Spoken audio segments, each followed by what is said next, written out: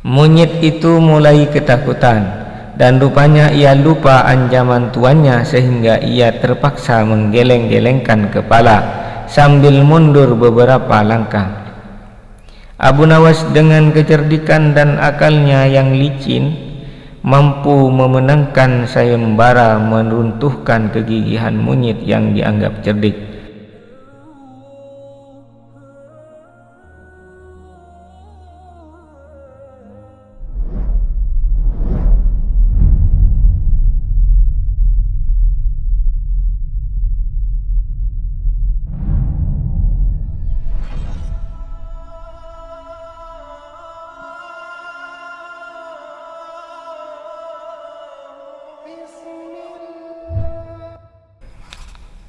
Abu Nawas mengecoh monyet.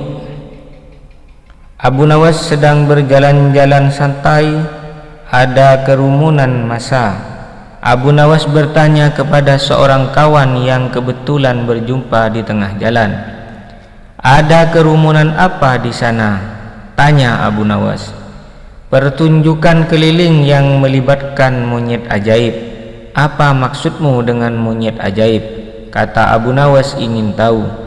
"Monyet yang bisa mengerti bahasa manusia, dan yang lebih menakjubkan adalah monyet itu hanya mau tunduk kepada pemiliknya saja," kata kawan Abu Nawas menambahkan.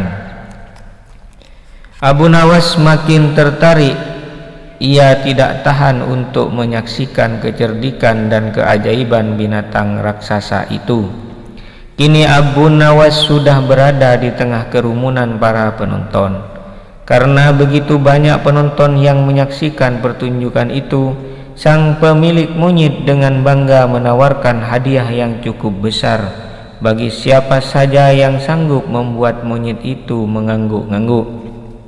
Tidak heran bila banyak di antara para penonton mencoba maju satu persatu. Mereka berupaya dengan beragam cara untuk membuat monyet itu mengangguk-angguk, tetapi sia-sia, monyet itu tetap menggeleng-gelengkan kepala. Melihat kegigihan monyet itu, Abu Nawas semakin penasaran hingga ia maju untuk mencoba.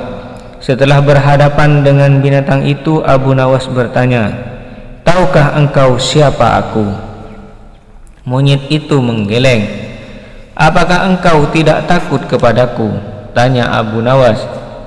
Namun monyet itu tetap menggeleng. "Apakah engkau takut kepada tuanmu?" tanya Abu Nawas memancing. Monyet itu mulai ragu. "Bila engkau tetap diam, maka akan aku laporkan kepada tuanmu," lanjut Abu Nawas mulai mengancam. Akhirnya monyet itu terpaksa mengangguk-angguk. Atas keberhasilan Abu Nawas membuat monyet itu mengangguk-angguk, maka ia mendapat hadiah berupa uang yang banyak. Bukan main marah pemilik monyet itu hingga ia memukuli binatang yang malang itu. Pemilik monyet itu malu bukan kepalang. Hari berikutnya ia ingin menebus kekalahannya. Kali ini ia melatih monyetnya mengangguk-angguk. Bahkan ia mengancam akan menghukum berat monyetnya bila sampai bisa dipancing penonton mengangguk-angguk, terutama oleh Abu Nawas, tak peduli apapun pertanyaan yang diajukan.